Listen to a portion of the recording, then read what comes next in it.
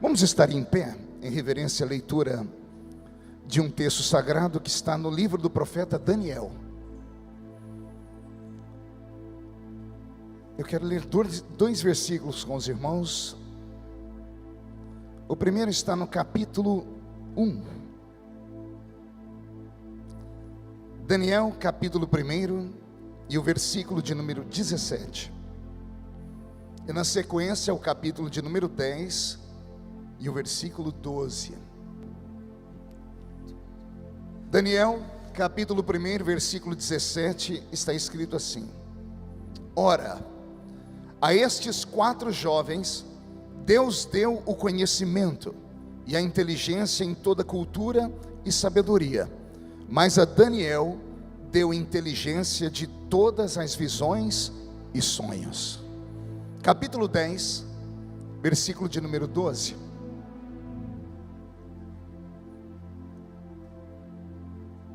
Capítulo 10, versículo 12, para parafrasear o capítulo 1.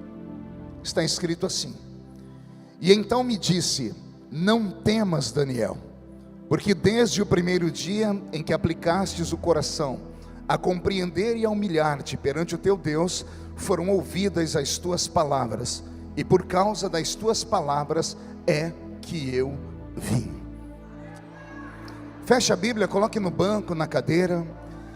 Como nós quebramos já alguns protocolos, vamos quebrar só mais um. Pegue na mão de quem está do seu lado aí.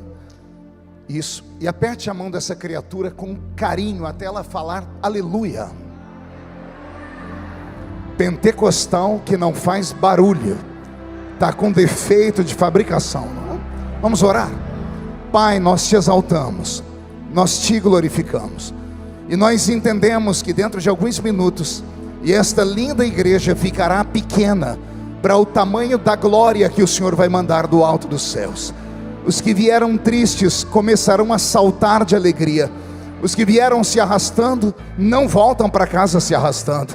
Hoje voltarão voando nas asas de um novo tempo. E antes que eu comece a revelar os seus segredos, cerque esta igreja com a sua glória, e num raio de 5 quilômetros, onde houver um demônio alojado, eu dou a esses demônios segundos para sumirem da taquara, porque se não sumirem, serão queimados pelo poder da sua glória, que aqui será derramada.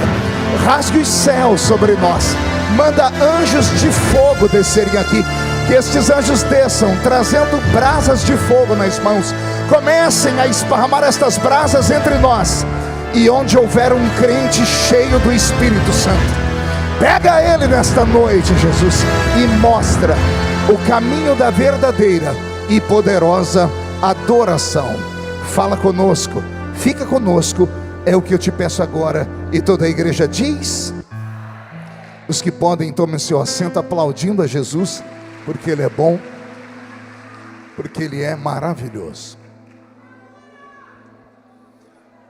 Querida igreja, noiva do Cordeiro, simpatizantes da nossa fé, amigos que vieram de perto, de longe, que nos assistem em casa, santos obreiros que estão aqui à minha retaguarda. Pregar no livro do profeta Daniel é um desafio. Daniel é o nosso João do Velho Testamento, tanto que aqueles que gostam de estudar escatologia bíblica, quando vão ler Apocalipse, são obrigados a passear pelo livro do profeta Daniel. Daniel é um desses personagens da Bíblia que quem lê se apaixona por ele, se apaixona pela história dele, se apaixona pelo que ele recebeu de Deus.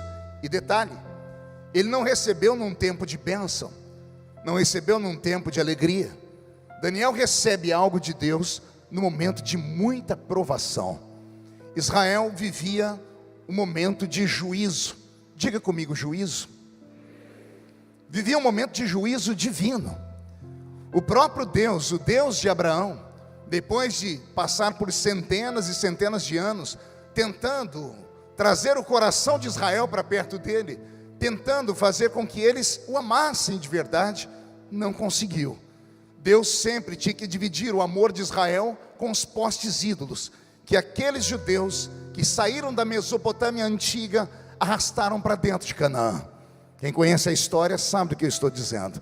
Depois do período de 430 anos, no meio da península do Sinai, aprisionados no meio do deserto, aquele Israel que tinha tudo para adorar a Deus, entram na Canaã, na terra sagrada e esperada, e ao invés de cultuarem ao Deus vivo, tiram do meio das suas roupas, dos objetos que seus velhos pais trouxeram do Egito, imagens de Baal, Astarote, Azera, Marduk, os deuses antigos daquela terra pagã.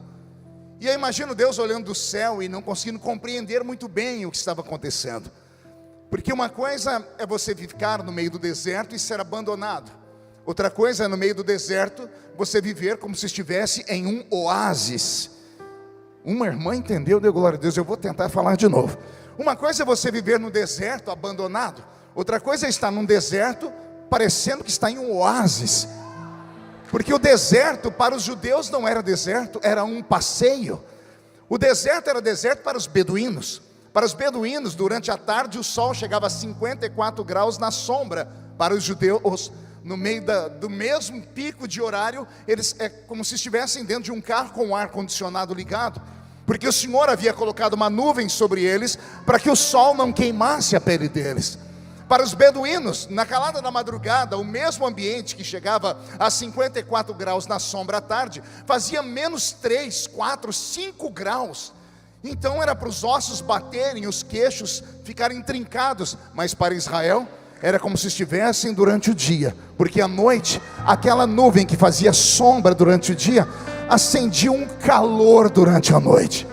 E a bondade de Deus era tão meticulosa, que o fogo que era aceso à noite não iluminava, porque senão atrapalharia o sono deles. Era um fogo que só aquecia.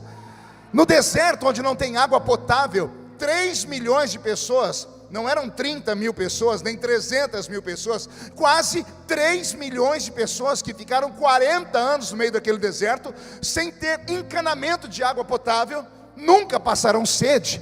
O dia que ameaçaram passar sede, Deus criou uma rocha e colocou pernas nela. O nome dela era rocha de Meribá. Depois que Moisés tocou naquela pedra, para onde Israel ia, quando olhavam para trás, a rocha de Meribá estava atrás deles. E só para os desavisados, a rocha de Meribá está aqui nessa noite. Ele diz: eu sou a fonte da água da vida. Quem beber da água que eu tenho para dar, nunca mais tem sede. Alguém já bebeu dessa água? Então como é que você que bebeu dessa água consegue ficar me olhando com essa cara feia, parecendo que foi batizado num pote de vinagre? Quem bebeu dessa água precisa estar alegre, principalmente numa conferência como essa.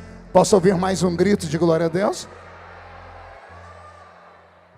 Pois bem, era esse Israel que o Senhor tirou lá da península do Sinai, os colocou dentro de Canaã, e por um período de quase 300 anos, no período dos juízes, Israel ficava levantando e caindo como um bêbado. Caíam aos pés do Senhor em oração quando Deus autorizava que os heveus, heteus, girgazeus, os cananeus e todos os eus daquela época viessem contra eles em juízo. Aí quando Deus ouvia eles orarem, o Senhor tirava o juízo e mandava bonança. Quando vinha a bonança, que eles podiam adorar a Deus, eles trocavam a Deus por causa de Baal, e ficavam nessa história, levanta e cai, por quase 3 séculos. Então aprove a Deus levantar profetas maiores e menores, para dizer a eles: chegará um tempo em que vocês vão me procurar e não vão me achar. Chegará um tempo em que vocês vão querer e não vão ter. Chegará um tempo em que eu vou tirar vocês dessa terra e vocês serão escravizados. Daniel vive neste período, no período em que a paciência de Deus se esgotou, no período em que o cálice da ira de Deus foi derramado. Então Deus permite que o rei de Babilônia venha contra o povo judeu e não apenas o humilhe, não apenas o prenda, mas destrói todas as suas bases. A principal base do povo hebreu não eram os seus palácios, mas era o seu templo, o seu santuário. Nabucodonosor, um homem grande conquistador, por isso teve o maior império do seu tempo, sabia como conquistar as nações. As nações que tinham regime monárquico, bastava ele mandar o seu exército, e o exército ia direto para o palácio, porque uma vez que o rei está preso, todo o povo se ajoelha. Mas Israel não era um reino monárquico, era um reino teocrático. E ele estudou muito bem a tradição e a cultura dos hebreus. E ao invés de mandar os seus soldados para o palácio de Israel, ele manda para o santuário. E lá no santuário ele assassina todos os homens que ali trabalhavam, todos os sacerdotes e levitas que faziam parte do culto do santuário. E nesse período, depois que os sacerdotes são assassinados, a fé de Israel se esmorece. Eles perdem a força. Porque no coração deles, se Deus não protegeu a casa dele, a casa deles também não será protegida. E aí Israel é arrastado para dentro de Babilônia no século VI a.C. E na primeira leva de presos foram 1 milhão de judeus acorrentados. E no meio desta leva está o menino Daniel. Junto com ele seus 3 primos, Ananias, Misael e Azarias, que a igreja insiste em chamar de Sadraque, Mesaque e Abidnego. Quem conhece um pouco de cultura bíblica nunca vai dar ênfase a esses 3 nomes, porque são nomes de adoração aos deuses pagãos. Os nomes dos hebreus eram nomes de adoração ao Deus vivo. Daniel, Ananias, Misael e Azarias são selecionados no meio da leva de 1 milhão de hebreus, porque são meninos que vêm da aristocracia. Eles têm sangue azul, eles são letrados, eles conhecem ciências, eles conhecem astronomia, porque era isso que se estudava no Oriente Médio. Então o rei Nabucodonosor manda um chefe dos eunucos separar um grupo de meninos, para que esses meninos que têm a cultura hebraica na ponta da língua, também sejam versados nas línguas dos caldeus e possam trocar figurinhas, trocar informações, trocar experiências. Mas lembre-se, mesmo morando dentro do palácio do rei, Daniel é um escravo. Diga comigo, escravo. Aqueles que estão prestando atenção na minha pregação não podem perder isso de meta. Não pense que Daniel era privilegiado por ser da aristocracia. Ele continuava sendo escravo. Quem conhece um pouco de história dos hebreus vai descobrir que quando a Bíblia diz que Daniel comia das iguarias da mesa do rei, ele não comia das iguarias parcelas, ou da mesma iguaria que o rei comia. Ele comia do que sobrava da mesa do rei, porque ele era só um escravo. Escravo não pode esquecer o que é. Escravo é escravo. Quando a Bíblia diz que ele bebia do vinho do rei, não é que o rei abria uma garrafa, colocava um pouco na taça dele e um pouco na taça de Daniel e eles brindavam. Não, Daniel bebia do vinho que sobrava da mesa do rei, ou pelo menos deveria beber, ou pelo menos deveria comer. Porque Israel está debaixo de juízo, Deus não está olhando para eles. Em tempo de juízo, Deus fecha os lábios. Ele não fecha os olhos, mas Deus trava os ouvidos. Porque por um período de 70 anos, quantos anos eu disse?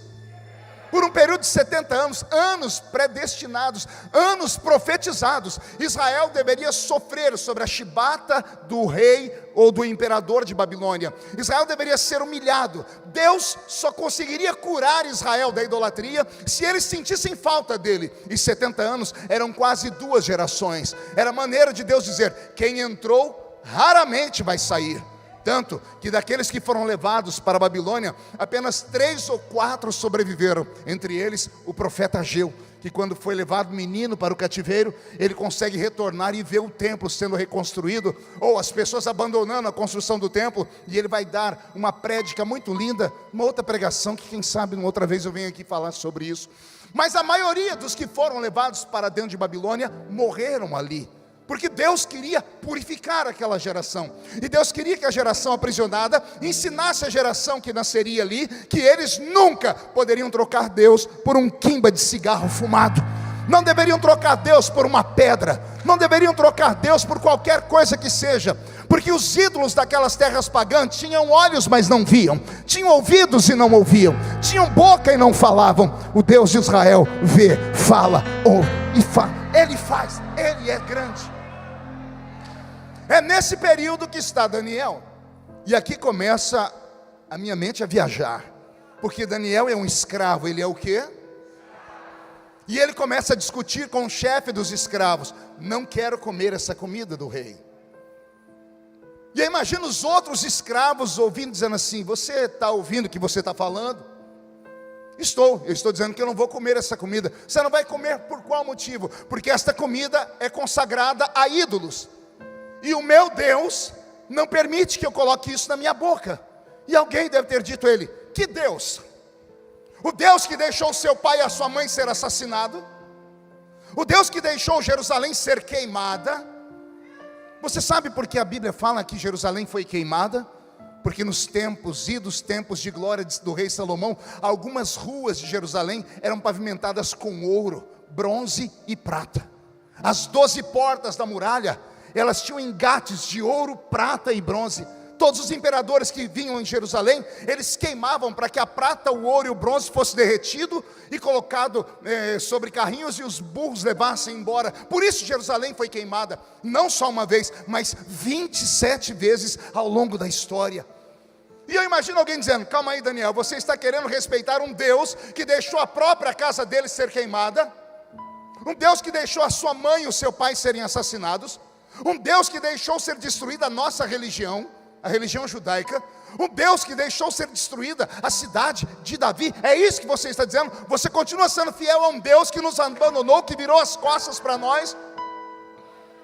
Eu imagino Daniel dizendo: não importa o que estamos vivendo, o que foi plantado aqui dentro é que eu devo adorar a esse Deus, quer seja na montanha, quer seja aqui no vale. E ele empreende um contrato com um dos chefes dos eunucos, dizendo assim: faz um teste comigo, me deixe comer apenas legumes e beber água por 10 dias. Se daqui 10 dias você ver que eu estou mais fraco do que os demais, 2 opções: ou você me mata, ou eu como a comida consagrada dos ídolos. Mas se eu estiver mais forte, você vai respeitar a minha fé. Até aqui, amém? Quem diz amém? Se ajeite na cadeira. Queria que você agora fizesse um ato de fé comigo. Saia da terra e suba comigo aqui no tabernáculo do céu. Atravesse o átrio, o lugar santo, e chegue comigo no Santo dos Santos. Sentado num trono está aquele Deus que em Hebreus 12 diz que Ele é um fogo devorador. 7 olhos de fogo que falam da plenitude da sua visão. E chega um anjo diante de Deus, digo eu, não a Bíblia. E o anjo dizendo: Senhor, temos um problema no cativeiro babilônico. E Deus dizendo: é claro, se é cativeiro é problema. Não, Senhor, mas não é esse tipo de problema. Tem alguém lá que é diferente. O povo está clamando, não vou ouvir, eles estão em juízo. Senhor, não tem ninguém clamando. O que eu trago para o Senhor é que tem um rapaz lá, que ele resolveu fazer um jejum esquisito. Ele colocou no coração dele que ele não vai comer da mesa do rei, porque tudo que vem da mesa do rei é consagrado a ídolos. E detalhe, Senhor, ele não orou, ele não falou: estou dando esse sacrifício para ti. É algo dele, está no caráter dele. Senhor, a ficha que eu tenho é que a mãe dele foi assassinada, o pai dele foi assassinado, a família dele foi aprisionada, o templo foi destruído, ele não tem mais pátria, ele não tem mais herança, ele não tem nada, e mesmo assim ele continua adorando o seu nome.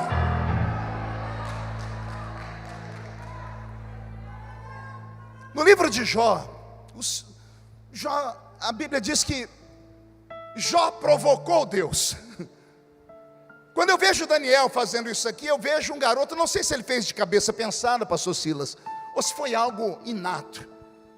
Ele acabou provocando Deus, porque ninguém ganha de Deus em generosidade. Anote isso na sua cabeça, porque é uma sentença eterna: ninguém ganha de Deus em generosidade. Se você que é um ser humano de bem, alguém te empresta alguma coisa, você não vê a hora de devolver, você não vê a hora de pagar suas contas. Quem é de bem é assim, não gosta de ficar devendo nada para ninguém, até porque é um texto bíblico que diz isso: a ninguém devais nada a não ser o amor. Imagine o Criador do universo, você dá 1 para ele, ele te dá 30, você dá 1, ele te dá 60, você dá 1, ele multiplica por 100. Você diz: eu te amo, e ele não diz, ele mostra que ele te ama. Ninguém ganha de Deus em generosidade. Todavia Deus enviou um juízo, a nação está sob juízo, e Deus não pode interromper o juízo, porque Ele determinou o ano do juízo, 70 anos de prova. Mas tem uma pessoa, no meio de um cativeiro de 1 milhão de pessoas, que acabou fazendo algo que mexeu com a estrutura cósmica. Deus não pode ficar devendo para aquele homem. E como ele faz algo que nenhum dos outros aprisionados faz, Deus faz algo por Daniel que ele nunca tinha feito por ninguém. Eu li a Bíblia mais de 30 vezes de capa a capa, leio ela desde criança. Eu já vi Deus ungir olhos de profeta, já vi Deus ungir ouvidos de profeta, já vi Deus ungir os lábios de profeta, já vi Deus ungir pés de profeta e fazer profeta correr mais do que uma carruagem no meio do deserto. Já vi Deus ungir mãos de profeta, já vi Deus ungir o sopro de um profeta para trazer um morto de volta à vida. Mas o que Deus vai fazer com Daniel, Deus nunca mais fez com ninguém. Deus ungiu o cérebro de Daniel. Difícil entender, né? Vou falar de novo. Deus ungiu o cérebro de Daniel. Não sei se ele estava acordado ou dormindo, se foi de manhã, de tarde ou de madrugada. Eu sei que Deus saiu do céu com a sua mão, tocou no cocoruto de Daniel, aqui atrás onde está o nosso cerebelo, que é o HD de informações e de memórias que o ser humano tem, onde está alojado o espírito do homem, porque o espírito do homem, a sua psique, está alojado bem aqui no cocoruto. Deus vai com o seu dedo poderoso, toca no cérebro de Daniel e dá um choque na mente dele. E Deus transforma Daniel no homem mais sábio que o mundo já conheceu. Pastor, não, tem Salomão. Salomão era inteligente, mas não chegava aos pés de Daniel. Um dia Deus vai repreender uma criatura de quinta grandeza, que é um anjo que ele criou de maneira especial. O nome dele era Lúcifer. Lá no livro de Ezequiel, capítulo 28, se não me falha a memória, verso 3, o Senhor vai falar com Lúcifer sobre a grandeza da sua criação, e Deus diz a ele assim: porquanto eu te fiz, Lúcifer, mais sábio do que o meu servo Daniel. Eu vi um meu Deus aí, é meu Deus mesmo. Imagina, Deus está conversando com uma criatura de quinta grandeza, o querubim dos querubins, o anjo que tinha tanta lábia que arrancou 1/3 dos anjos do céu para se revoltar contra Deus. Pense na habilidade que ele tinha. Aí Deus vem e diz assim para ele: você só é mais sábio do que uma criatura que eu fiz, Daniel. Deus tocou no cérebro de Daniel e deu um choque. Pergunte a mim, o que aconteceu, pastor? Só falo se todo mundo perguntar. A ciência moderna diz que o ser humano usa no máximo 10% da sua capacidade mental. Quem já leu sobre isso? 10%. Sobram 90% da nossa massa cinzenta que nós não conseguimos acessar. Os nossos neurônios acabam morrendo com o tempo, porque nós não conseguimos ligar eles. Não dá para fazer as sinapses que nós gostaríamos de fazer. De vez em quando escapa um ou outro. De vez em quando nasce um Victor Hugo, de vez em quando nasce um Leonardo da Vinci, de vez em quando nasce um Stephen Hawking, um Einstein, mas é raro. O que esses seres humanos têm que a maioria de nós não temos? O cérebro deles trabalha muito mais rápido, fazem equações matemáticas, fazem equações de semântica extremamente mais rápidas do que nós. Eles veem o que ninguém vê, eles acabam fazendo aquilo que ninguém faz, por isso são chamados de gênios. Esses gênios não nascem à toa, nascem para revolucionar o seu tempo. E já me subiu um arrepio no alto da coluna aqui, porque já que estamos no primeiro dia da conferência Romper, e sempre no primeiro dia eles trazem o pregador mais ruim, né? É porque o restante, os melhores, vem depois. Então hoje é só para te deixar com água na boca. Eu estava vindo para cá e o Senhor falou para mim: filho, avise o povo que eu vou romper. Eu falei: o Senhor vai romper com o quê? Vou romper com a normalidade da vida deles. Eu vou fazer nessa noite o que eu fiz no passado. Eu não vou ungir os ouvidos, nem os olhos, nem a boca, nem a carteira deles. Eu vou ungir o cérebro desse povo. Eu vou colocar o meu dedo na massa cinzenta deles e vou despertar.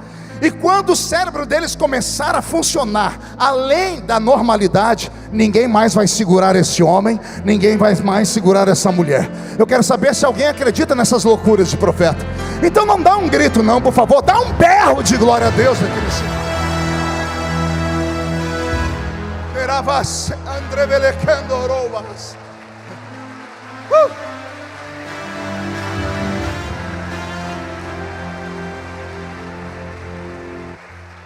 No primeiro versículo que eu li, a Bíblia diz que o ato de Daniel e os 3 primos dele acompanharem ele naquele jejum, entre aspas, Deus deu aos 4 sabedoria e inteligência.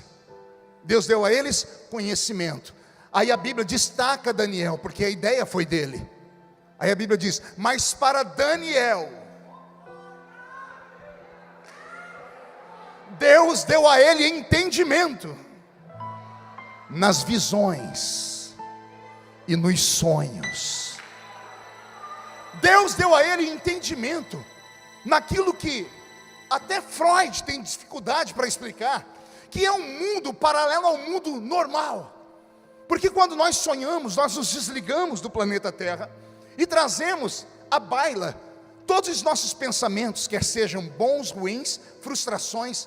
Há um versículo em Provérbios que diz assim, que tudo que nós passamos em tribulação à noite é referendado por causa das tribulações do dia. O que você passa durante o dia, a semana, vai te trazer tormento à noite, porque é um mundo completamente estranho. Quem aqui já teve um sonho daqueles cabuloso? Que você sonha, de repente quando você abre o olho, você está em pé.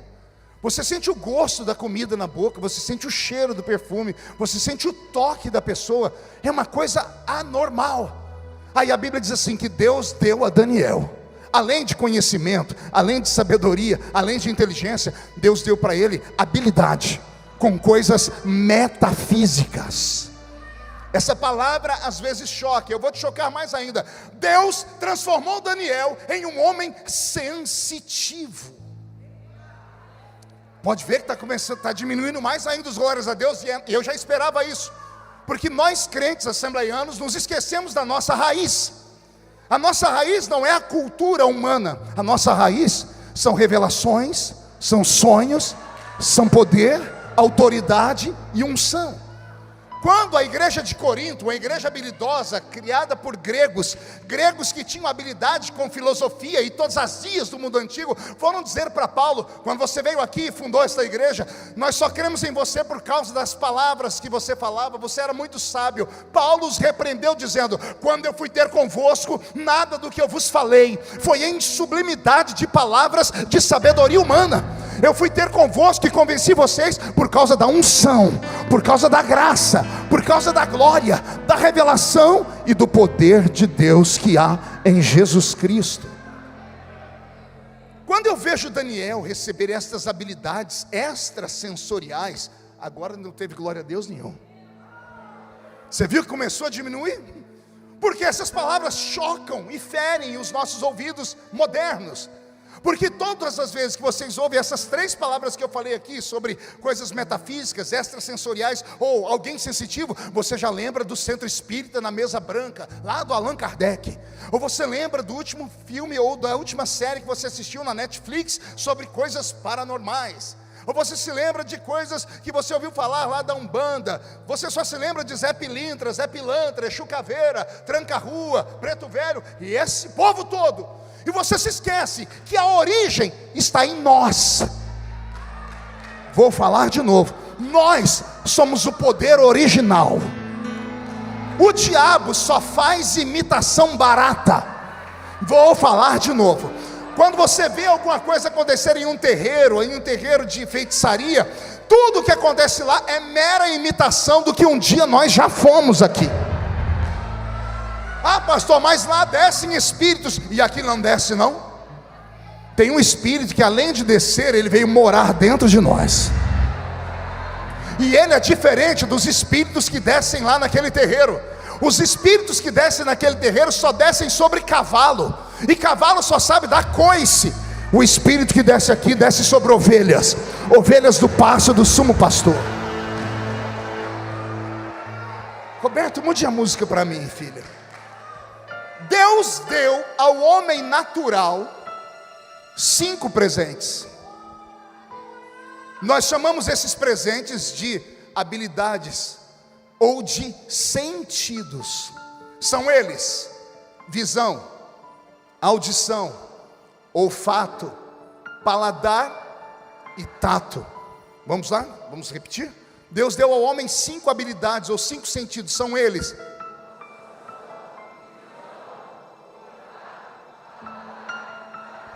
que servem os 5 sentidos? Esses 5 sentidos servem para que o mundo material ao nosso redor seja uma realidade. Quando eu cheguei aqui hoje na igreja da Taquara, o pastor Silas me deu um abraço, e quando ele me abraçou, eu senti o cheiro do perfume dele, graças ao meu olfato. E ele não usa perfume do Avon. Deus livrou a gente daquela porcaria do almíscar. Aquele é um perfume que o anticristo vai usar na grande tribulação, dos desviados que ficaram. Deus deu um livramento. É um perfume fora do normal. Por que eu senti o perfume? Por causa do meu olfato.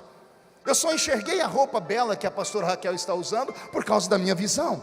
Eu só me alegrei nos louvores aqui que foram cantados e tocados por causa da minha audição. Eu só sinto a densidade desse púlpito por causa do meu tato. E no fim do culto, em nome de Jesus, porque aqui não vão me tratar igual anjo. Os irmãos convidam a gente, falam, pode vir que nós vamos cuidar do irmão igual cuida de um anjo. Anjo não come, não dorme, não descansa, não toma banho. Não. Vou ser tratado como ser humano. E aí eu vou experimentar uma boa comida por causa do meu paladar. Então escute, 5 sentidos para que o mundo físico seja real. Repita comigo esta frase: 5 sentidos para que o mundo físico seja real. Por favor, não caia da cadeira e não me chame de herético. Para alguns seres humanos, Deus deu um sentido a mais.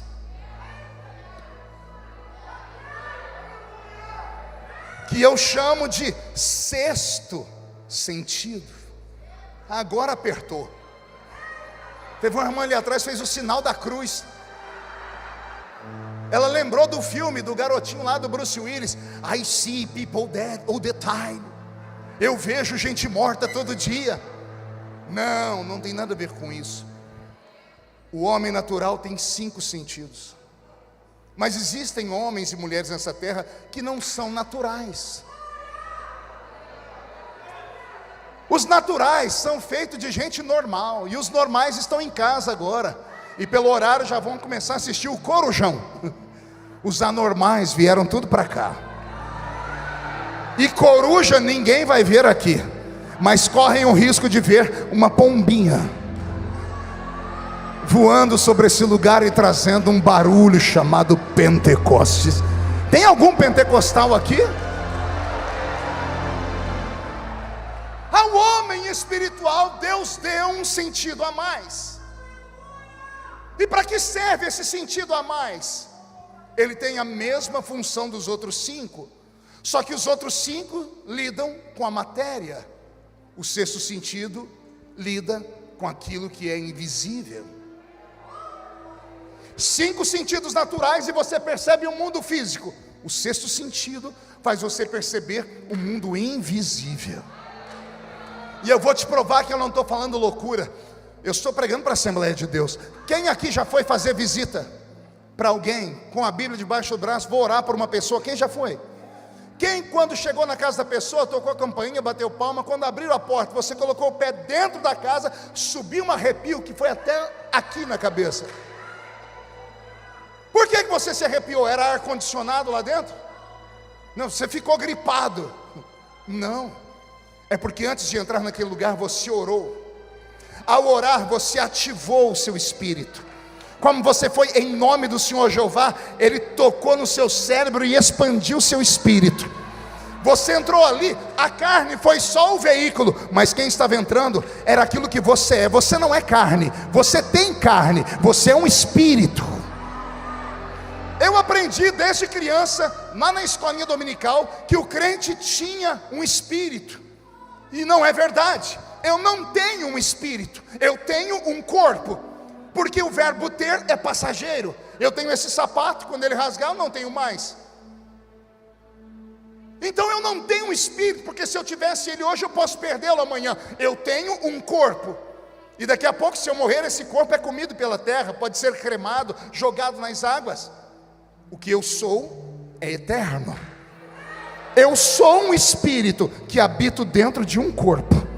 O corpo para nada presta, mas o Espírito pode te levar a um conhecimento profundo sobre Deus. É muito simples ver quem é espiritual e quem não é na igreja. É só você ver durante o culto a reação dos crentes. Todos que estão aqui entraram na igreja, mas nem todos conseguiram entrar no culto ainda. Vou falar de novo. Todos entraram na igreja, mas alguns ainda não entraram no culto, porque o culto não se dá na terra, o culto se dá nas regiões celestiais. Paulo ensinou isso. Quando vocês se ajuntam, nada acontece, mas quando vocês se ajuntam, e uns têm salmos, louvores, e outros têm testemunho, aí você sai da terra e entra nas regiões celestiais. E é nessas regiões celestiais que acontece aquilo que há muito tempo a gente não vê: batismo com o Espírito Santo, profecias, interpretação de línguas, discernimento de espíritos, palavra da ciência, do conhecimento, dons de operação de maravilhas. Por que esses sinais e esses dons estão desaparecendo? Porque infelizmente nós cuidamos apenas da carcaça. Se você olhar para a pessoa que está à sua esquerda ou à sua direita agora, você é capaz de dizer o que é que ela está comendo, e não precisa ter dom de revelação para isso. Mulher tem esse dom mais aguçado do que a gente. Mulher olha para outra e diz assim: está caprichando na vitamina D, hein? Ó, a pele está linda, o cabelo, então vitamina A, porque a gente sabe que o homem é o que o homem come. Então você olha para a criatura que está do seu lado agora em forma de um botijão de gás, ou de uma tábua de passar roupa, ou de um violãozinho, não importa. Você diz: está se alimentando bem ou mal? Só que Deus, quando entra num culto como esse, Ele não olha o que está por fora. Deus olha para o que está aqui dentro. E não adianta estar bem por fora e aqui por dentro está morto. E não venha dar essas desculpas esfarrapadas: não, pastor, eu não grito, eu não pulo, eu não faço isso porque eu sou uma pessoa mais intelectualizada. Não tem nada a ver com intelecto, tem a ver com sensibilidade. Sensibilidade que os nossos pais nos deram, nos ensinaram. E como é que a sensibilidade vem? Só vem quando nós nos aproximamos de um alimento para o nosso espírito. E o espírito não come lanche, não come pizza. O espírito se alimenta da palavra e do louvor. Louvor e palavra, palavra e louvor. Por que antigamente tínhamos mais barulho? Porque os nossos louvores nos levavam ao barulho. Agora entramos na era worship. E a era worship, os cultos são mais zen. Os crentes entram no mantra, parece que adoram em slow motion. Parece o Matrix. Por quê? Porque é o estilo do louvor. Então somos nós que atraímos a glória de Deus para a terra ou não? Agora, aqueles que são sensíveis e que são assembleanos raiz. Ah, Jesus, tem algum aqui? Então, por gentileza, com autorização do pastor da igreja, levante a mão direita para o céu. Coloca no ombro de quem está do seu lado. Agarra a pessoa para mim só um pouquinho. Pede licença. Diz para ela: ó, é melhor obedecer o pregador, porque o médico falou para não contrariar. Agarrou. Chacoalha a pessoa até ela ficar irritada agora. Ó, tem gente que nem para fazer isso presta ou raça. Chacoalha a criatura. Diga: Deus te trouxe aqui para isso. Sacode, sacode. Diga: para isso. Deus te trouxe aqui para sacudir a sua mente, para sacudir o seu espírito, para sacudir a sua fé, para você romper em fé. Deus te trouxe aqui para isso.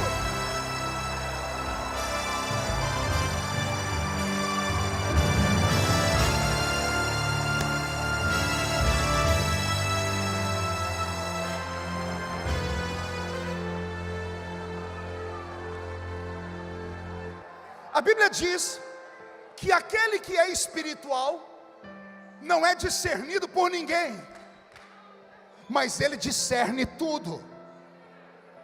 Deus te trouxe aqui para romper esse céu de bronze que está sobre a sua vida, essa folga evangélica que você tem vivido, que pensa que está entrando na igreja, está entrando num teatro. Aqui não é um teatro. Aqui não é um cinema onde você escolhe o que quer assistir. Aqui não é um show de stand-up. Aqui ainda é um quartel-general. Eu não venho numa campanha como essa para sair só dizendo eu gostei. Eu venho numa campanha como essa para sair por aquela porta, agarrar o diabo pelo chifre, esfregar o focinho dele no chão, chutar ele para o inferno e dizer a ele: eu sei quem eu sou em Cristo.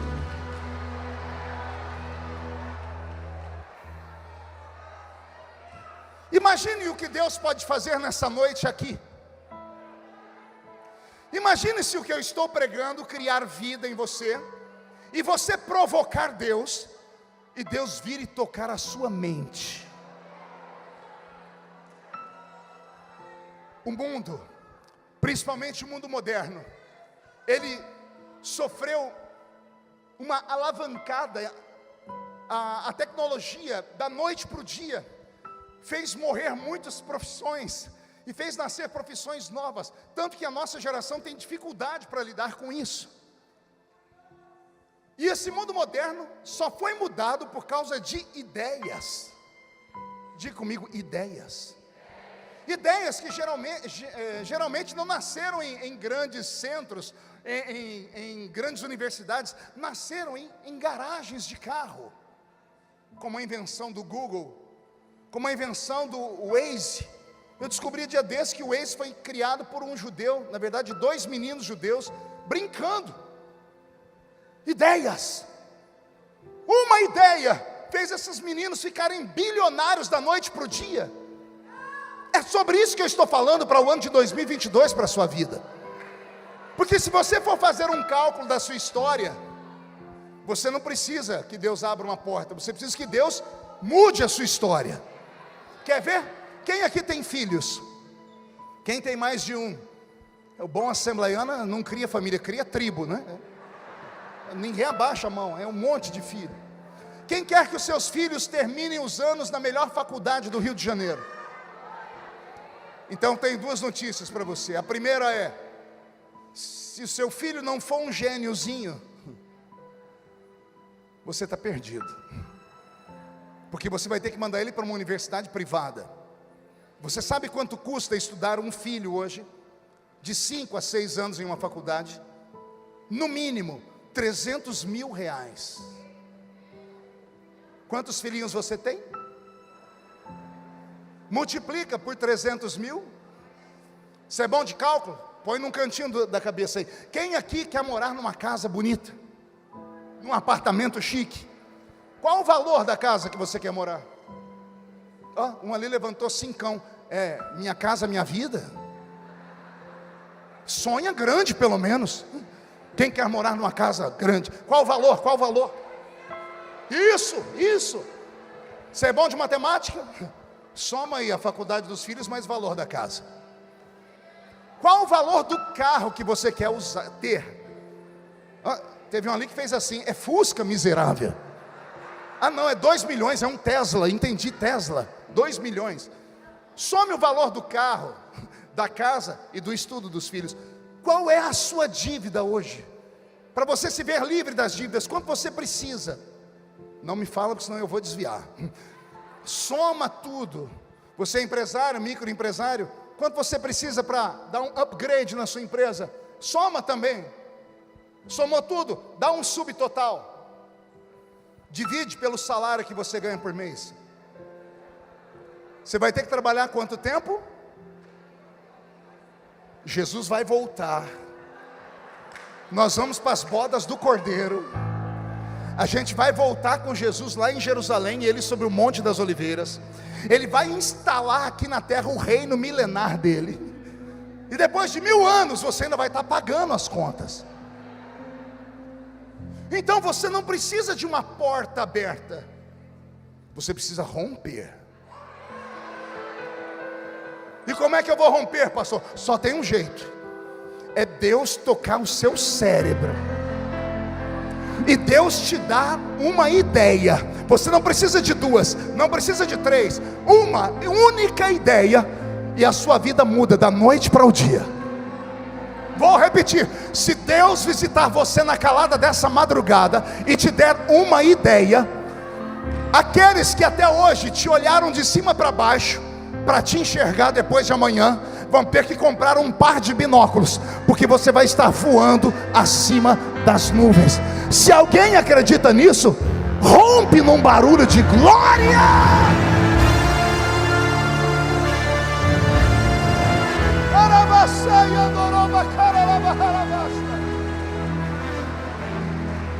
Ei, pode parecer loucura, alguns podem até dizer que eu estou abusando das suas emoções. Deixe os incrédulos sempre darão uma desculpa. Aquele que crê sempre dá um jeito. Quem não crê sempre vai arrumar uma desculpa, sempre.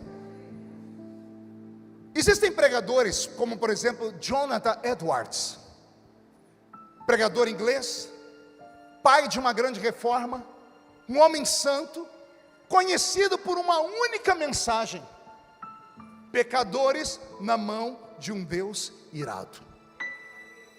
Se alguém aqui que é estudante de teologia, se conhece outro sermão de Jonathan Edwards, me diga aí. Gente que estuda teologia e se inspira nesse povo. É um pregador de uma única mensagem, Silas. Uma única mensagem. Ele não precisou de duas para impactar o mundo. Uma única mensagem. Um historiador, biógrafo dele, diz que ele estava num culto, orando porque ele queria um avivamento lá em Londres. E no culto em que ele pegou pecadores na mão de um Deus irado, a unção foi tão terrível, não foi forte, foi terrível, que os crentes levantavam os pés do chão, porque sentiam o inferno dentro da igreja. Aquelas damas da alta classe de Londres se agarravam aos pilares da igreja com os seus chapéus e batiam a cabeça, implorando por Deus, por misericórdia. Naquele culto, naquele dia, aprove a Deus que um jornalista inglês estava ali. O jornalista foi alcançado pela palavra, e ele taquigrafou todo o texto, toda a pregação. No dia seguinte, ele publicou o texto, ou a mensagem, em ipsis literis no jornal de Londres. Quem tinha acesso ao jornal? Só os ricos. Os ricos começaram a ser impactados na leitura do sermão, chamavam os empregados e liam para os empregados. Londres foi sacudida pelo poder de Deus. Em menos de um mês, um francês ouviu falar, e francês e inglês não se dão muito bem, que havia acontecido alguma coisa em Londres por causa de um texto. O jornalista francês leu o texto e foi impactado, e traduziu para o francês. A França foi sacudida. Um jornalista dinamarquês, amigo do francês, leu o texto e publicou em dinamarquês. Do dinamarquês era amigo de um escocês, publicou em escocês. E assim a Europa inteira, em menos de 6 meses, foi sacudida pelo poder de Deus. Tem mais de centenas de anos que Jonathan Edwards morreu, e eu estou aqui falando dele. Um único sermão. Imagina Deus te visitar hoje. Você, pregador, você que tem a oportunidade, nem que seja lá na sua igrejinha: pastor, mas eu congrego numa igreja com 10 pessoas. Hoje você tem isso aqui, ó. Já pensou você fazer uma live com aquela pregação e da noite para o dia Deus te colocar no topo de tudo? Como isso pode acontecer, pastor? Basta um sermão. Eu estava pregando lá em Florianópolis, na ilha de São José, na igreja de um grande amigo meu, Bispo Flori. E o Bispo Flori tinha uma banda, e a banda estava cantando, e eu estava aqui embaixo. Na época o Facebook ainda não era limitado, e eu filmei a música porque achei bonito. Antes do culto terminar, a música já tinha 3 milhões de acessos aqui. No dia seguinte chegou a 22 milhões de acessos. Eu só fiquei sabendo depois, que a dona Evelise aqui da MK ficou sabendo da música, mandou chamar os meninos. E eles vieram, fecharam um contrato e cantaram a música que hoje o Brasil inteiro canta. Como é que é a música, Roberto? Só em ti confiarei, eu nada temerei, em frente eu irei, Pois eu sei que vivo estás, e um dia voltará do céu para nos buscar, para sempre reinarás. Aleluia. Uma única música. Roberto, mude a música. Nesta madrugada, o senhor músico, esses meninos que estavam tocando aqui entendem de notas, salvo aqueles que tocam de ouvido. Imagine você acordar lá pelas 3 horas. O anjo das 3 ainda visita, viu gente? Vocês conhecem ele? Quem já experimentou? Alguém vai dizer, não, isso é porque o seu relógio biológico foi programado. Conversa para boi dormir. É o anjo das 3 mesmo.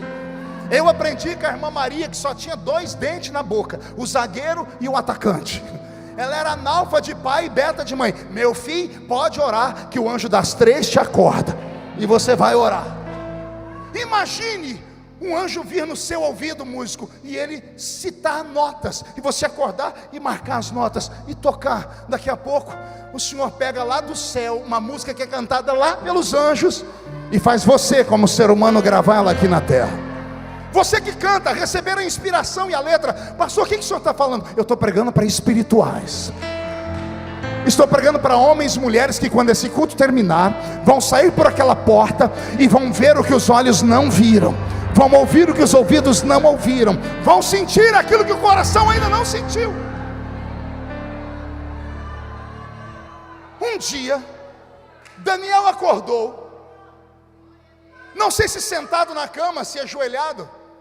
Eu sei que ele percebeu que havia algo diferente em Babilônia. E como ele era amigo de Deus, ele orou. E pela primeira vez, ele não ouviu nada e não sentiu nada como resposta. No final da noite, ao invés de ele dormir, entregar o jejum que ele havia feito, falar amanhã eu faço outro jejum, ele emendou um jejum. Não é um jejum de Daniel que as igrejas fazem à base de legumes, e não tem nada a ver. O negócio dos legumes foi lá no início.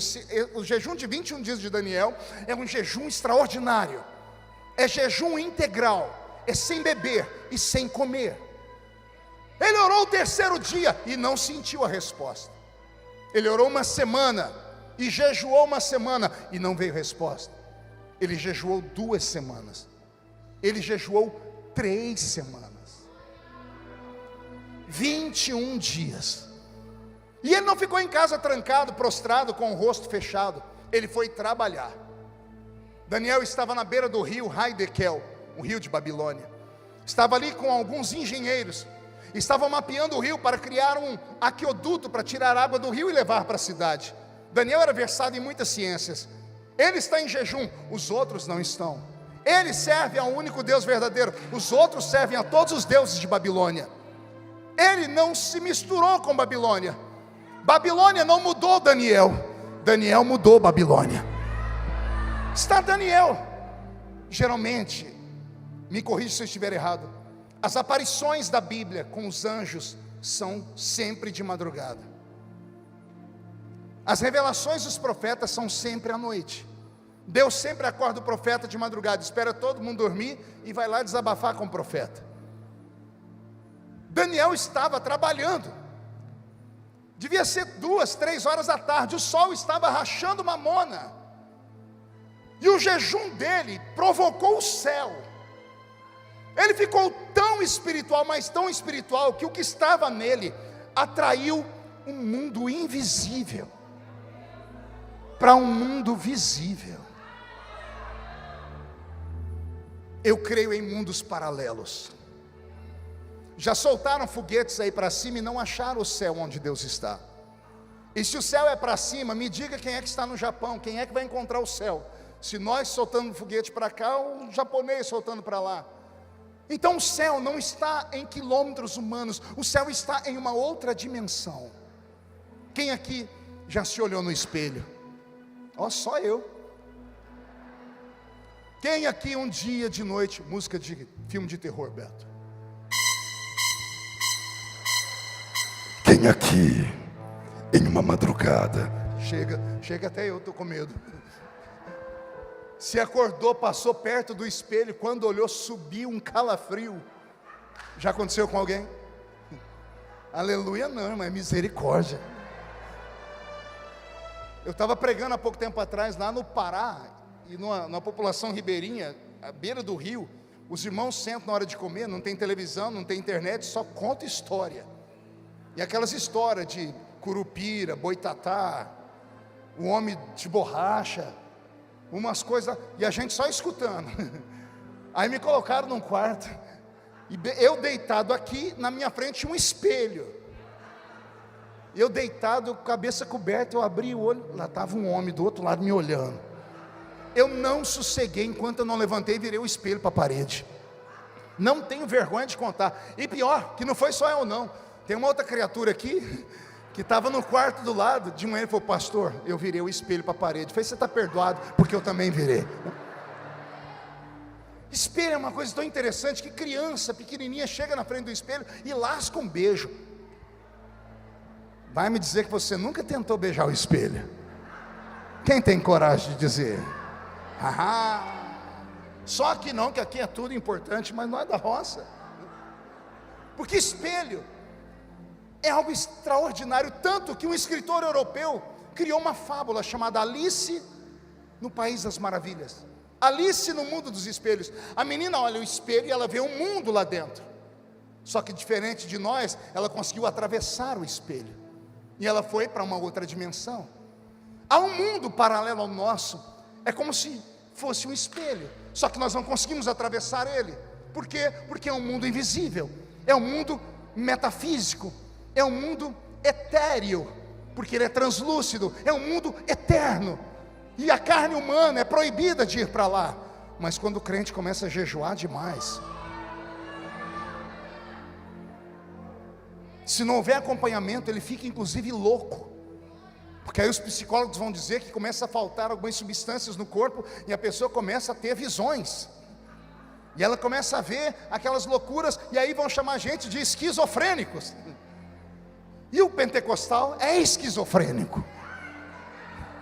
Porque o esquizofrênico é aquele que vê o que ninguém vê, escuta o que ninguém escuta, e sente o que ninguém sente. Você vê uma pessoa: eu estou tendo visão, já manda ela lá para o psicólogo. A pessoa começou a ouvir voz. Você nunca viu a propaganda da Igreja Universal na rua? Se você ouvir vozes, venha para a sexta-feira, não sei do que.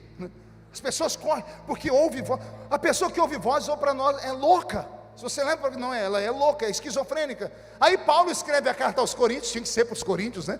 Primeira carta de Paulo aos Coríntios, capítulo 2, verso 9, ele diz: aquilo que os olhos não viram, que os ouvidos não ouviram, que não subiu ao coração do homem, é o que Deus tem reservado. Não é para qualquer um não, é só para aqueles que o amam.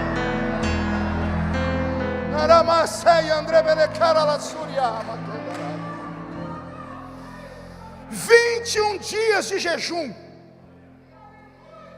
O jejum subiu igual um foguete ao céu. Digo eu, não a Bíblia. Deus está sentado no trono, cuidando, talvez no planeta Terra, 700, 800 milhões de habitantes naquela época. No mundo inteiro, Deus tem que cuidar de tudo, porque Ele é Criador. Ele é pai de alguns, mas é criador de tudo e de todos. Ele tem que cuidar da natureza, do oceano, do oxigênio, do ser humano. Ele tem que criar de tudo. Deus dá uma ordem a um anjo, esquece, porque ele é imperador, é soberano. Soberano manda e quem tem juízo tem que obedecer. 21 dias atrás, Daniel orou e Deus chamou Gabriel. Vai e leva a resposta para Daniel. E aqui eu fico mais apavorado ainda, porque desde criança me ensinaram que qualquer anjinho dá um coro em qualquer demônio. E aí vem Gabriel, um anjo de quinta grandeza. Na Bíblia católica ele é chamado de arcanjo. Na nossa Bíblia não, mas a Bíblia diz que ele é um anjo do principado de Miguel, que é um arcanjo. Não era qualquer um, era um príncipe. Ele desce, e quando ele chega perto de onde Daniel está, a Bíblia diz que ele é aprisionado pelo príncipe do reino da Pérsia. Que príncipe é esse? Demônios. Demônios que mandam em nações, demônios que mandam em bairros, demônios que mandam em cidades, demônios que mandam em ruas. Esses demônios que se manifestam em culto, isso aí é demônio kamikaze, tá? É tudo demônio idiota, ele quer ir para o inferno mais rápido, cansou de estar aqui, e só a igreja tem poder para amarrá-los e mandá-los para lá. Imagina, vem um demônio numa igreja com 5 mil crentes cheios do Espírito Santo, que morreu infeliz. É kamikaze. Eu estou falando de potestades, de tronos e de principados, capazes de prender até anjos de quinta grandeza.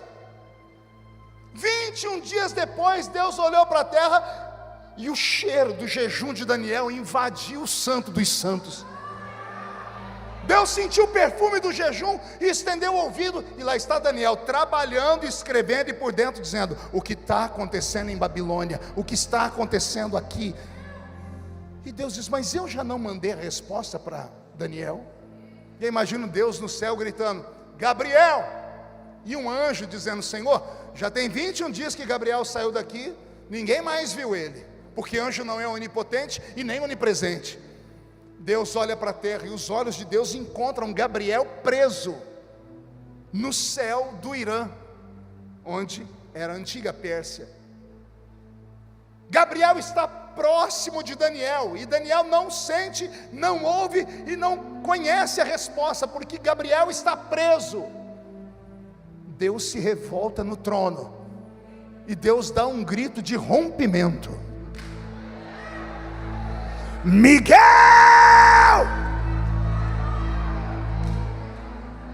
E lá vem Miguel, espada de fogo na mão. Miguel não é ministro de relações, Miguel é ministro de guerra. Militar não sabe muito pensar, ele só sabe obedecer ou mandar. Miguel é militar. Pois não, senhor, Gabriel teu irmão está preso, Daniel meu filho não para de orar.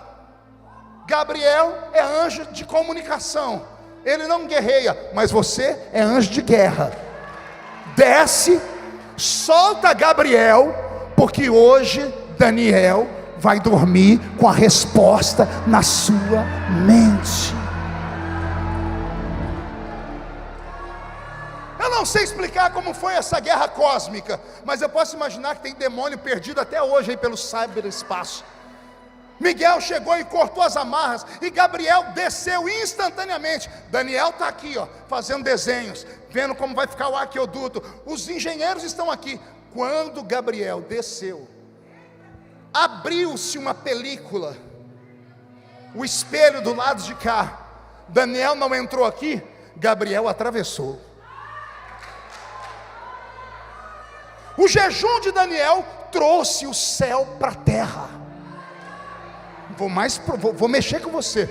A sensibilidade, o sacrifício, o jejum, em uma crença tão antiga, fez com que um anjo saísse do mundo invisível e se materializasse na frente de Daniel. A Bíblia diz que quando Daniel viu o anjo, como ele estava em jejum, acabou as forças, porque a glória de Deus é incompatível com o corpo humano. A glória de Deus é incompatível. Será que só eu cresci numa igreja vendo irmãos sendo vencidos, caídos no chão, desmaiados, arrebatados? Por quê? Porque foram vencidos, porque a glória de Deus é extremamente violenta.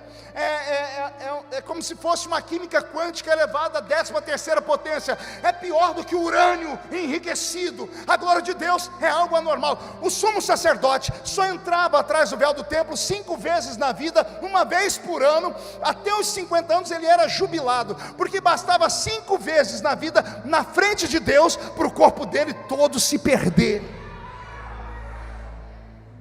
Alguém aqui tem algum amigo que trabalha na área da saúde, naquele lugar do hospital que tira radiografia? Você sabia que pessoas que trabalham com radiografia se aposentam mais cedo? Por quê? A radiação, quando entra no corpo deles, vai criando osteoporose, vai destruindo células. A glória de Deus é uma radiação 10.000 vezes mais intensa. Por isso, deixa eu te dizer, quando você vê Deus se manifestar na vida de um crente, se você tiver o dom de discernir espíritos e ver que é meninice, vai lá com carinho e corrige. Mas se você não tem o dom de discernir espíritos, não toca nele. Vou repetir. Se você não tem o dom de discernir espíritos, deixa a criatura lá. Você pode estar tocando numa bomba atômica, você pode estar enfiando a mão numa caixa de marimbondos, porque essas pessoas estão sentindo algo que você não pode explicar. Você acha mesmo que eu grito aqui porque quero? Ah, pastor, eu já li sua história, o senhor era cortador de cana. Isso, eu era. Eu sou estudado, eu me comunico em 3 idiomas. Eu escrevi 22 livros de uma enciclopédia. Eu sou uma pessoa que conhece um pouquinho das letras, eu debato qualquer tipo de assunto. Mas quando eu estou num púlpito e a glória de Deus desce, eu não grito porque quero, eu sou obrigado a gritar. É uma energia, é uma graça. O corpo começa a arrepiar, vem uma coisa valente, a perna começa a tremer. O que é isso, pastor? Nós chamamos isso de poder do Espírito Santo. O que está faltando para você é isso, criatura. Não é estudo, não é você fazer isso, aquilo, não é ler toda a enciclopédia de W.T. Tozer. É bom ler, se você pode fazer, leia. Mas o que você precisa é passar algumas horas naquela faculdade antiga, joelho no chão, jejum no corpo e crente gritando até o céu rachar. A sua oração foi ouvida desde o primeiro dia. E eu encerro aqui.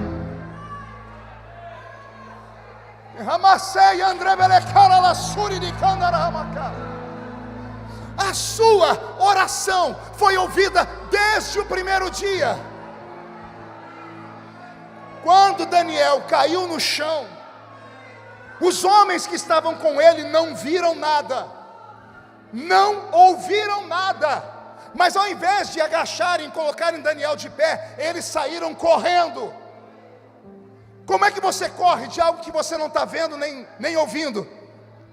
Eles correram porque, embora não vissem e não ouvissem, eles sentiram. Ímpios, homens não crentes, adoradores de imagem, adoradores de demônios, por causa de um crente que ali estava, eles sentiram o céu entrar, saíram correndo e se esconderam. Vai acontecer algo a partir de amanhã e eu não me responsabilizo. Quando você entrar na faculdade esse ano, não se assuste se dentro da classe, quando você entrar, começar a cair pessoa para o lado esquerdo, para o lado direito. Não se assuste se amanhã, quando você chegar no seu trabalho, as pessoas olharem para você e falarem: você vê um passarinho verde? É? Você vai dizer: não, foi uma pombinha de fogo mesmo que desceu lá na taquara. Não se assuste se a sua sombra levantar um paralítico. Não se assuste se você olhar para alguém e Deus te dar a ficha da pessoa completa. Não se assuste, porque Deus está tocando o seu cérebro, está despertando o seu espírito, está avantajando a sua vida extrasensorial. Daniel diz: quando eu fui ficar de pé, fiquei de 4 porque eu fui caindo. Então o homem me colocou de pé. Seu rosto era como bronze, seu cabelo como a prata, era forte, seus olhos eram como chama de fogo. E olha o que o anjo disse para ele: Daniel, homem muito amado, a sua oração foi ouvida desde o primeiro dia, e eu vim aqui por causa dela. Daniel deve ter perguntado em espírito, porque não está escrito: e por que só agora? E o anjo disse, deve ter dito em espírito: porque eu fiquei preso aqui em cima. Mas o Senhor mandou meu irmão Miguel, e Miguel acabou com a farra do inferno. Ouça o que eu vou te falar, porque as palavras que eu te digo agora vão virar Babilônia do avesso. E Deus revelou o futuro daquela nação para Daniel, e Daniel continuou sendo um homem espiritual. Eu termino aqui dizendo a todos os meus irmãos assembleianos e aqueles que não são da Assembleia de Deus, mas têm a cultura do carisma do Espírito, que o que falta para nós nesses últimos dias é um retorno. É um retorno a velhas práticas, práticas esquecidas, práticas roubadas pela falta de tempo, porque gastamos mais tempo nisso aqui do que nisso aqui. Práticas antigas como o jejum. Para jejuar a gente não dá conta, mas para fazer qualquer dieta a gente faz ela do pé à cabeça.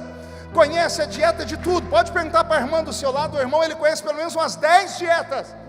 Para fazer a dieta, você consegue ficar sem comer. Para fazer um exame no médico, 12 horas sem comer, você bate ali, carimbo. Aí quando é um jejum para Deus, eu perdi um jejum tomando uma xícara de café. Não, querido, o jejum não perdeu quando tomou uma xícara de café. Você perdeu o poder do jejum quando você esqueceu que estava jejuando. Quando você esqueceu que o sacrifício ainda traz o céu para a terra. Nesta noite, Deus vai fazer você romper. Eu tenho algo comigo, e anote aí: tudo que acontece na vida de um crente é por causa de uma falta de azeite na sua botija. Não, pastor, meu problema é com o meu casamento. Deus usa essas pecinhas do quebra-cabeça que Ele esconde da gente para trazer a gente de volta. O que está te faltando não é isso ou aquilo, está te faltando comunhão com Deus. Está te faltando você provocar o céu. Está faltando você fazer Deus te olhar aqui nessa noite. Pastor, o senhor acha que Deus vai me ver? Se você continuar com esse olho seco, parecendo olho de sapo que morreu no dia de enchente, com certeza Deus não vai te olhar. Se você continuar me olhando com essa boca travada, essa boca de aço, essa língua de ferro e esse queixo de concreto, com certeza Deus não vai te olhar. Mas se você romper em uma adoração extravagante aqui nessa noite, se você levantar as mãos, dar um salto para cima, se você der um grito capaz de estourar esse teto, aí o céu vai descer sobre a sua vida. Fique de pé comigo agora.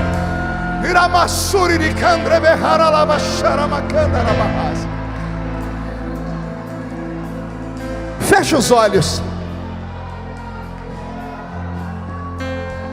Nós precisamos para o ano de 2022 um avivamento que nos faça romper.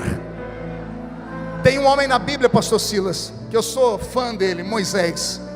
Moisés só começa o ministério dele porque ele viu a glória de Deus numa sarça. Se aquela sarça não fumega, Moisés não tinha tido aquele ministério. O ser humano precisa ver, precisa experimentar o sobrenatural para crer na missão dele. 20 anos depois, Moisés está na península do Monte Sinai. Miriam e Arão querem roubar o ministério dele. Israel colocou ele na parede, só reclamam de falta de pão, falta de água, reclamam porque não tem pepino, cebola, alho bravo, reclamam porque não tem cova para sepultar todo mundo. Moisés acorda antes de todo mundo e vai para a tenda da congregação, e ele diz: Senhor, eu preciso de um avivamento, eu preciso romper para continuar guiando esse povo. E o que você quer, Moisés? Eu quero ver a sua glória. Mas eu já te mostrei a minha glória lá naquela sarça. Eu quero ver a sua glória de novo. Aquele avivamento foi para aquele tempo. Eu preciso de um avivamento agora. Eu preciso de algo novo, como foi cantado aqui. Aí Deus disse para ele: então, se você quer esse avivamento, você tem que subir mais alto no monte. Sobe no alto da montanha. Está vendo aquela pedra? Fica no meio daquela fenda, porque eu vou passar de costas. Quando eu passar, eu vou tapar os seus olhos para que a minha glória não te consuma. Mas quando eu estiver de costas, você vai ver a minha glória pelas costas. Moisés saiu dali com o rosto dele brilhando. Deus te trouxe nesta noite para ungir a sua mente, para fazer o seu espírito ser expandido, e para que você retorne a ter visões da glória de Deus. Eu quero convidar você a subir comigo o alto da montanha, porque foi subir no alto da montanha, vendo a glória, que Moisés entendeu que tudo na vida dele era Deus, que a luta era Deus, que a tempestade era Deus, que a chuva era Deus, que o abandono era Deus. Porque quem está com Cristo, tudo que acontece na sua vida, ou é porque Deus manda, ou é porque Deus permite.